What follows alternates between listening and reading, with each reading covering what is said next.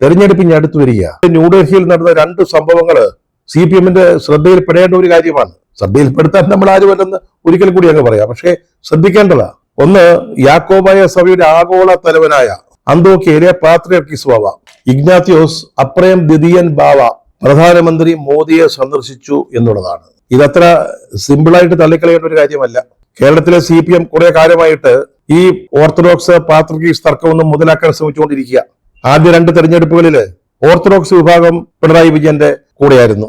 അന്ന് പിണറായി വിജയൻ മുഖ്യമന്ത്രിയായതിനു ശേഷം അദ്ദേഹത്തെ ക്ലബ് ഹൗസിൽ സന്ദർശിച്ചതിന് ശേഷം അന്നത്തെ കാതോലിക്ക ബാവ, ഓർത്തഡോക്സ് വിഭാഗത്തിന്റെ കാതോലിക്ക ബാവ പറഞ്ഞത് ഇതാ ഞങ്ങൾക്കൊരു നാഥനെ ലഭിച്ചിരിക്കുന്നു എന്നാണ്. ക്രൈസ്തവരൊക്കെ അവരുടെ നാഥനായിട്ട് കാണുന്നത് യേശു ക്രിസ്തുവിനെയാണെങ്കിലും അന്ന് ബാബ തിരുമേനി ഉദ്ദേശിച്ചത് പിണറായി വിജയനെയാണ്. പിന്നീട് ഓർത്തഡോക്സും പിണറായി വിജയനും തമ്മിൽ എന്തോ ഒരു തെറ്റലുണ്ടായി. അപ്പം CPM എന്ത് ചെയ്തു? പാത്രിയർക്കീസ് വിഭാഗത്തെ കൂട്ടുപിടിച്ചു.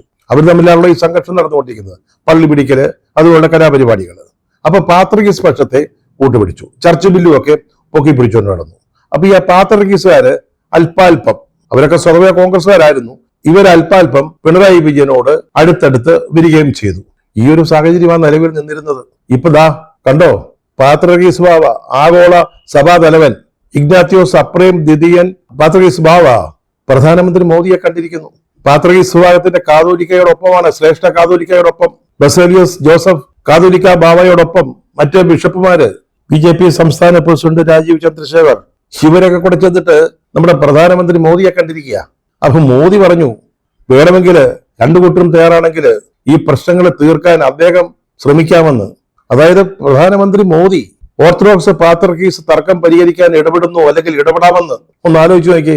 ഇത് 2 കൂട്ടരും സമ്മതിക്കുകയാണെങ്കിൽ നാളെ മുതൽ നമ്മുടെ പ്രധാനമന്ത്രി മോദി വട്ടിപ്പണ കേസിന്റെ ഒക്കെ ചരിത്രം പഠിച്ചു തുടങ്ങുന്ന ഒരു രംഗം, അത് കഴിഞ്ഞ് കൂടിയാലോചനകള്, സന്ധി സംഭാഷണങ്ങള്, കേരളത്തിലെ ക്രൈസ്തവരെ കാത്തിരിക്കുന്ന അതിമനോഹരമായ ഒരു കാഴ്ച അതായിരിക്കും. ഒരു ഭാഗത്ത് പാത്രിയർക്കീസ് ബാവ ബസേലിയസ് ജോസഫ് കാതോലിക്ക ബാവ, മറുഭാഗത്ത് ബസേലിയസ് മാത്യൂസ് തൃതീയൻ കാതോലിക്ക ബാവ ഓർത്തഡോക്സ് വിഭാഗത്തിന്റെ, നടുവില് നമ്മുടെ നരേന്ദ്രമോദി.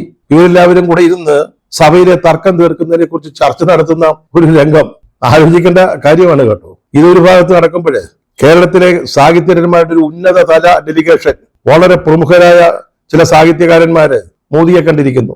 ശ്രീകുമാരൻ തമ്പി, ജോർജ് ഓണക്കൂർ, കവി മധുസൂദനൻ നായർ, പിന്നെ 1-2 പേരും കൂടെ ഉണ്ട്. അവരെ അത്ര വലിയ പരിചയമില്ല. ഇവരെന്തിനാ കണ്ടതെന്ന് അറിയാമോ? കേരളത്തിന്റെ കേരള എന്ന പേര് കേരളം എന്ന് മാറ്റിയതിന് അംഗീകാരം നൽകിയതിന്. ചേട്ടാ, ഇത് പിണറായി വിജയൻ കൊണ്ടുവന്ന ഒരു പരിഷ്കാരം. അല്ലെങ്കിൽ ആ ഗവൺമെന്റ് പ്രതിപക്ഷത്തിന്റെ സഹായത്തോടെ നിയമസഭയിൽ അത് ഏകകണ്ഠമായിട്ട് പാസ്സായി. നിയമസഭയിൽ BJPക്ക് ഒരു അംഗം പോലും ഇല്ല കേട്ടോ. ഇങ്ങനെ ഒരു ശുപാർശ നിയമസഭ പാസ്സാക്കി ഡൽഹിക്ക് അയച്ചാൽ അത് അവരും അംഗീകരിക്കും. അതാണ് അതിന്റെ രീതി. ബംഗാളിന്റെ പേരുമായിട്ട് അംഗീകരിക്കാത്ത കുറെ രാഷ്ട്രീയ കാരണങ്ങളുടെ പേരില്ല. അല്ലെങ്കിൽ അത് അംഗീകരിച്ചേ മതി. അവ അംഗീകരിച്ചു. അതിന് മോദിക്ക് നന്ദി പറയാൻ പോയിരിക്കുക ഈ സാഹിത്യകാരന്മാർ. ഒന്നാലോചിച്ച് നോക്കി. കേരള ഗവൺമെന്റിന്റെ ഇനിഷ്യേറ്റീവാ, പ്രതിപക്ഷത്തിന്റെ സപ്പോർട്ടോട് നടത്തിയ കാര്യമാണ്. അതിലെല്ലാവർക്കും സന്തോഷമാണുള്ളത്. ഇപ്പൊ സാഹിത്യകാരന്മാരുടെ ഉന്നതതല ഡെലിഗേഷൻ മോദിക്ക് നന്ദി പറയാൻ പോയിരിക്കുന്നു. മലയാളത്തിന് UPA സർക്കാർ ശ്രേഷ്ഠ ഭാഷ പദവി നൽകിയപ്പോൾ പോലും ഇവിടുന്ന് ആരും അങ്ങോട്ട് പോയി നന്ദി പറഞ്ഞിട്ടില്ല. ഇപ്പൊ ഇവിടുന്ന് ഒരു സംഘം പോയിരിക്കുക. അതുമായി ബന്ധപ്പെട്ട റിപ്പോർട്ട് വായിച്ചപ്പോൾ ഏറ്റവും രസകരമായി തോന്നിയത് നമ്മുടെ ശ്രീകുമാരൻ തമ്പിയുടെ ഒരു പ്രസ്താവനയാണ്. തമ്പി അദ്ദേഹം എന്താ പറഞ്ഞെന്നറിയാമോ? അദ്ദേഹം ഒരു പരമരഹസ്യം നമ്മളോട് വെളിപ്പെടുത്തി. അമേരിക്കൻ പ്രസിഡന്റ് ഡൊണാൾഡ് ട്രംപിന് നമ്മുടെ പ്രധാനമന്ത്രി മോദിയെ പേടിയാണ്. ഈ കൂടിക്കാഴ്ചയിലാണ് അദ്ദേഹത്തിന് ആ ഒരു രഹസ്യം മനസ്സിലായത്. അമേരിക്കയുടെയും ഇന്ത്യയുടെയും സർക്കാരുകൾ പരമരഹസ്യമായിട്ട് സൂക്ഷിച്ചിരുന്ന ഒരു കാര്യമായത്. അതായത് ഡൊണാൾഡ് ട്രംപിന് നമ്മുടെ മോദിയെ പേടിയാണെന്നുള്ള കാര്യം ലോകത്ത് തന്നെ അത് 3 പേർക്ക് അറിയത്തുള്ളൂ. ഒന്ന് ഡൊണാൾഡ് ട്രംപ്, ഒന്ന് നരേന്ദ്രമോദി, മൂന്നാമത് നമ്മുടെ സുരക്ഷാ ഉപദേഷ്ടാവ് അജിത് ഡോവൽ. ഈ 3 പേർക്കല്ലാതെ 4ാമത് ആൾ അറിയാൻ പറ്റാത്ത ഒരു പരമ രഹസ്യം, ക്ലാസിഫൈഡ് സീക്രട്ടാണ് നമ്മുടെ തമ്പി അദ്ദേഹം ഈ കൂടിക്കാഴ്ചയ്ക്ക് ശേഷം പറഞ്ഞിരിക്കുന്നത്. അങ്ങനെ ട്രംപിന് മോദിയെ പേടിയായതുകൊണ്ടാണല്ലോ നമ്മളിപ്പോ കാണുന്ന ഒരു വ്യാപാര കരാറ് ഇന്ത്യയും അമേരിക്കയും തമ്മിൽ ഒപ്പുവെച്ചിരിക്കുന്നത്. ഇന്ത്യൻ ഉൽപ്പന്നങ്ങൾക്ക് 18% തീരുവ. അമേരിക്കയുടെ എന്ത് ഉൽപ്പന്നങ്ങളും ഇന്ത്യയിലേക്ക് ഇറക്കിയാൽ തീരുവ 0, വട്ടപൂജ്യം, 0. ഇതിൽ പേരെ ഒരു തെളിവ് വേണോ ട്രംപിന് പേടിയാണെന്നുള്ളതിന്?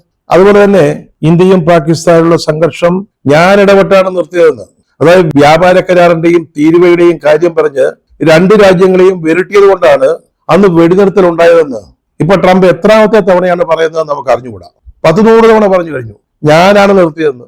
ഇന്ത്യ പാകിസ്ഥാൻ സംഘർഷം അത് ട്രംപിന് എത്രത്തോളം മോഡിയെ ഭയമാണ് എന്നുള്ളതിന്റെ മറ്റൊരു ഉദാഹരണം. പറഞ്ഞു വന്നത് എന്താണെന്ന് ചോദിച്ചാൽ, നിങ്ങൾ ഈ പത്രത്തിൽ പരസ്യവും കൊടുത്ത് മോഹൻലാലിന്റെ അഭിമുഖം, സീവൻ ദേവസിയുടെ പാട്ട്, വേടന്റെ പാട്ട്, ഇതൊക്കെ ആയിട്ട് നടന്നാലേ നമ്മൾ കാത്തു സൂക്ഷിച്ച കസ്തൂരി മാമ്പഴങ്ങൾ ഓരോന്നായിട്ട് BJP തട്ടിക്കൊണ്ടുപോകും. ഒന്ന് നമ്മൾ കണ്ടു, പാത്രക്കീസ് വിഭാഗത്തെ കൃഷി ചെയ്യാൻ നമ്മൾ ഇരുന്നതാ, അത് BJP ആണ്ട് അടിച്ചുകൊണ്ട് പോയി. സാക്ഷാൽ പാത്രക്കീസാ വന്ന് മോദിയെ കണ്ടിരിക്കുന്നത്. പിന്നെ സംസ്ഥാനത്തിന്റെ പേര് കേരളം എന്ന് മാറ്റിയത് സംബന്ധിച്ച കാര്യം നമ്മൾ നിയമസഭ പാസ്സാക്കിയതാ. അതിന് നന്ദി പറഞ്ഞ ആരോടാ? ഇവിടുത്തെ പ്രമുഖ സാഹിത്യകാരന്മാർ ചെന്നിട്ട് മോദിയോടാണ് നന്ദി പറഞ്ഞത്. ചുരുക്കി പറഞ്ഞാൽ ഇത്രയേ ഉള്ളൂ, സൂക്ഷിച്ചോണം, അല്ലെങ്കിൽ മണ്ണും ചാരിയുന്നവൻ പെണ്ണിനെ കൊണ്ടങ്ങ് പോകും.